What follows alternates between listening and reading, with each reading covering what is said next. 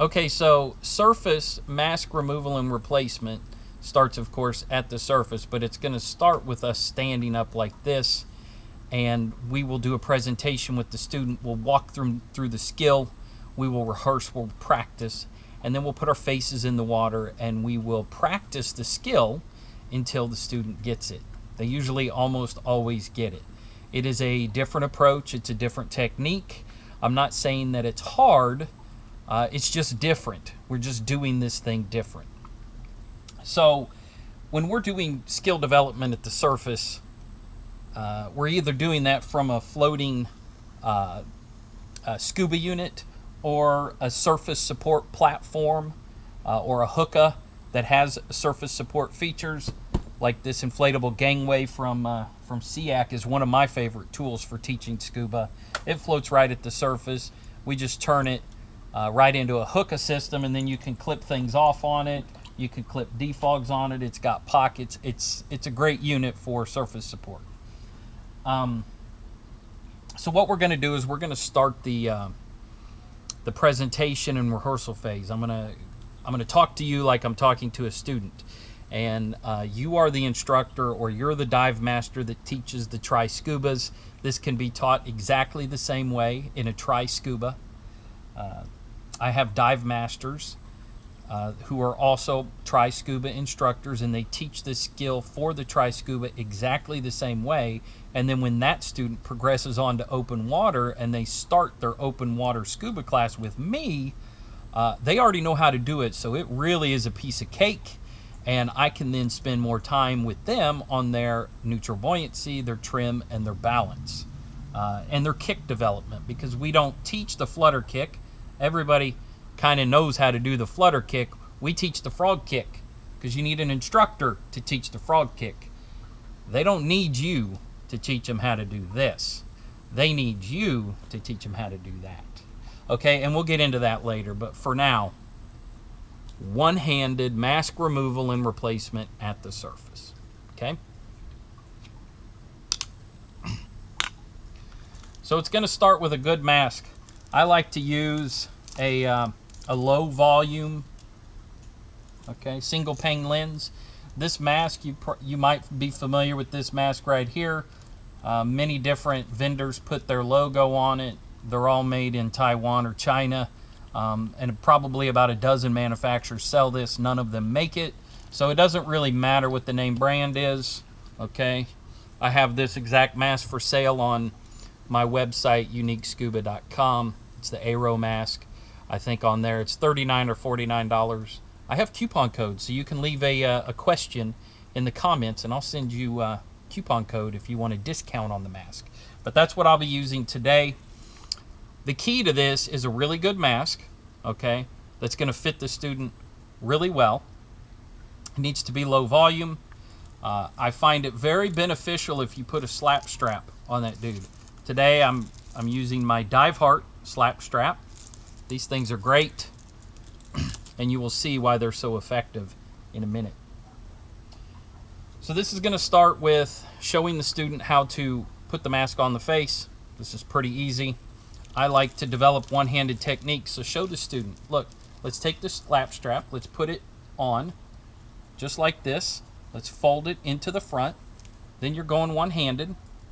Mask on the face. When you put your mask and you seat the skirt on the face, go ahead and suck in just a little. When you suck in, that's going to create a vacuum. You can then use that hand to place the mask strap over the back of your head, just like so.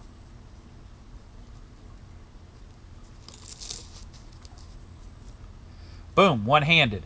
We're going to do mask removal and replacement exactly the same way. So let's practice that technique right here at the surface. Seat the skirt, one hand right over the head. We're going to take the mask off the exact same way. So let's practice this.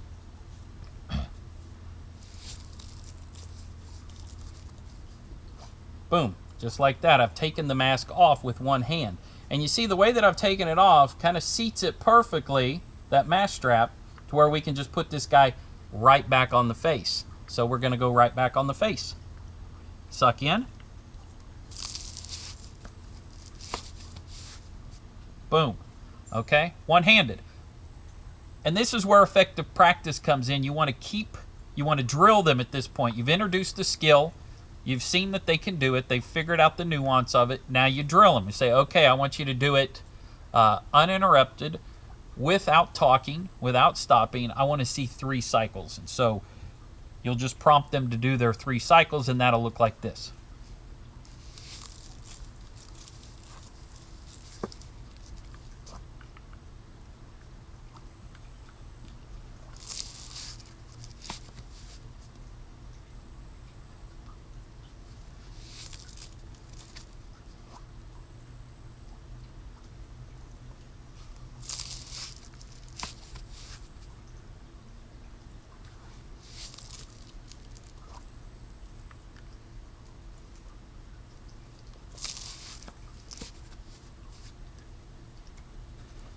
Okay, so you've introduced the skill and you've done the drill right here at the surface. Okay, so they're getting that muscle memory down. And now, at this point, you've already been through all the breathing exercises for the core program. If you're not familiar with those, or this is actually the first video you stumbled upon, go back to my YouTube channel or on the Unique Scuba Facebook page and you'll see those videos. Now what we're going to do is we're going to introduce the regulator and we're going to put our face in the water, and we're going to do the exact same thing, the exact same motion. We're going to get the skill down, and then we're going to drill. Okay? So mask is going to go on. All right? Just like this. Straighten that strap out. Okay, we're seated. No problem. Regulator in the mouth. And watch, I'm going to go ahead and skill and drill for you. All right.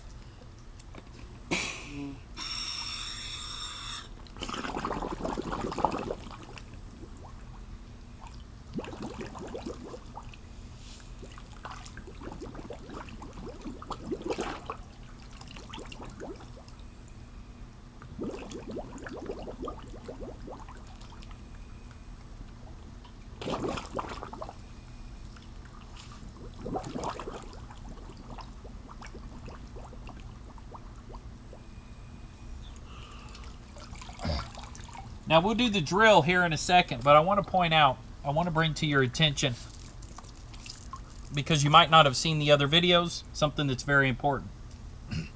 When we're in the water, the point at where we actually clear the mask is when we seat it back on the face. Okay, so let me demonstrate that again right here at the surface. All right. Usually, the students will attack this, and they, on the first go, they're gonna get a little choked up on water.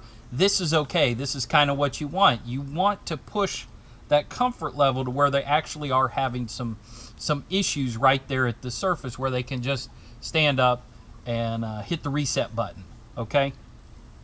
What we don't want to do is make this so easy and hold the student's hand so much and coddle them underwater that when they get that plastic card, that C card, and they go out doing real diving without you, that they feel lost or they don't have confidence. So right here I'm going to show you exactly the point. Imagine I'm underwater. We've taken the mask off the face. We're breathing through the regulator. We're showing that we're comfortable.